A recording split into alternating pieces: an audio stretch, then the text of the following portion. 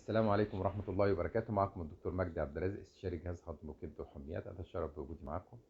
النهارده إن شاء الله هنتكلم عن موضوع الملاريا. موضوع الملاريا ده مهم جدا. لازم نعرف إن الملاريا ده مرض قاتل، وده موجود في عدة دول، خصوصا في المناطق الاستوائية، في أفريقيا بالذات، وفي جنوب شرق آسيا، وفي أمريكا الوسطى. المناطق دي موبوءة بمرض الملاريا، واللي بينقل لنا مرض الملاريا هو البعوض. ده أهم سبب لنقل المرض للإنسان. بيجي في المرتبة التانية ممكن من الأم الحامل للجنين بتاعها، وده نسبة قليلة جدا. أو من الحقن الملوثة، الناس اللي بتتعاطى مخدرات، وده برضك نسبة قليلة أوي. لكن أهم سبب مصدر للعدوى هو البعوض، واللي بينقل لنا العدوى هي أنثى بعوض الأنوفيلس.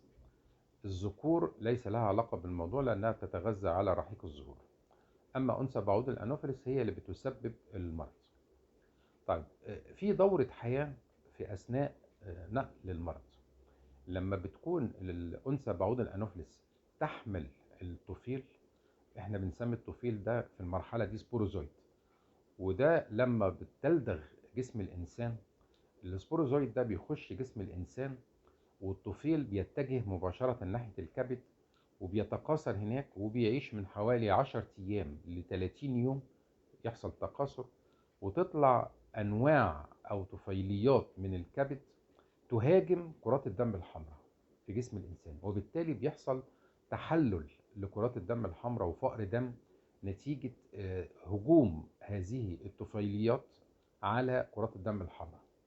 طبعا ده ممكن هيؤدي لأعراض، وهيؤدي إلى إن الجهاز المناعي يتأثر، وطبعا هيحصل تضخم في الكبد والطحال، وهيحصل نوع من أنواع الحمى والقشعريرة. طيب، إيه هي الأعراض بتاعة هذا المرض؟ المريض زي ما اتفقنا ما بيحسش في الفترة الأولانية اللي هي من 10 أيام لغاية شهر، اللي هي فترة تكاثر الطفيل في الكبد، ودي بنسميها فترة الحضانة اللي احنا قلنا عليها من 10 أيام ل 30 يوم. بعد كده لما بتظهر الأعراض عند مهاجمة كرات الدم الحمراء، بيحصل نوع من أنواع الإحساس بالبرودة، القشعريرة، حمى، وبيحصل تعرق، وآلام في الظهر وفي العضلات، وصداع، وقيء، وإسهال، ويرقان اللي هو اصفرار للجلد والعين. ده نتيجة ان في مادة البيليروبين بتطلع من كرات الدم الحمراء وتزيد في جسم الانسان، لان دي تعتبر نوع من انواع الانيميا التحللية. وبالتالي المريض ده اساسا بتجيله نوبات من 48 ساعة، من 36 ساعة ل 48 ساعة تقريبا. كل شوية تجيله هذه النوبة، بتعتمد على تحلل كرات الدم الحمراء.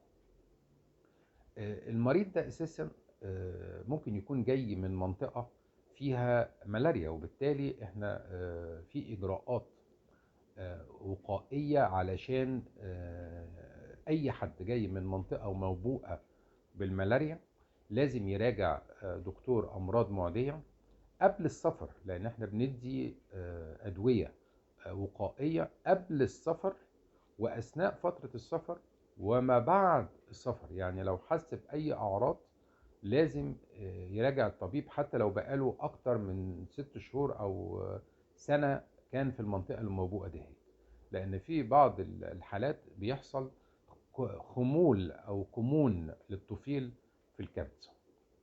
طبعا احنا عندنا 4 انواع من البلازموديوم او من الطفيل ده: بلازموديوم فيفاكس، وبلازموديوم اوفال، وبلازموديوم مالارييه، وبلازموديوم فالسيبارا.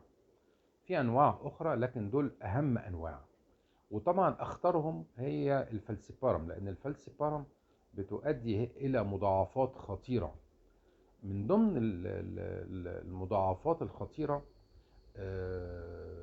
ملاريا دماغية، يعني الإنسان يخش في صداع شديد وارتفاع في درجة حرارة شديد، وممكن يؤدي إلى غيبوبة وتشنجات.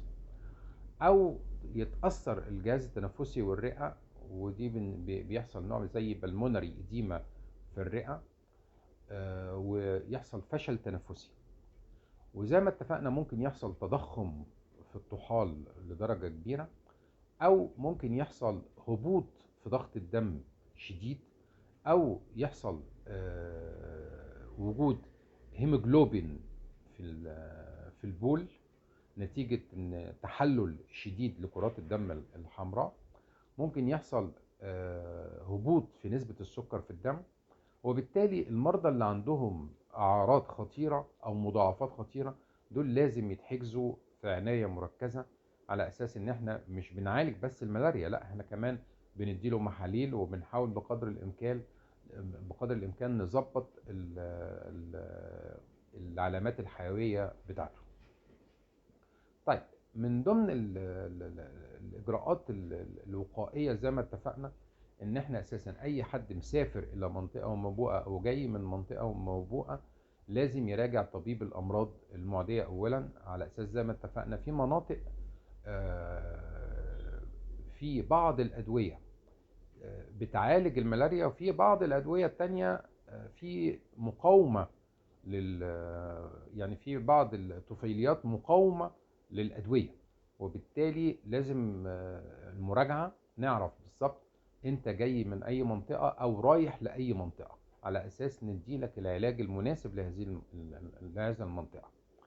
النقطة التانية كمان لازم نبتعد عن لدغات البعوض، نلبس ملابس بكمام طويلة، في بعض الأحيان بندهن كريمات على الجلد للحماية، في بعض الأحيان بناموسيات بالليل حوالين السرير، بنركب سلك حوالين الشبابيك. كل الإجراءات دي هي عشان حماية من لدغات البعوض.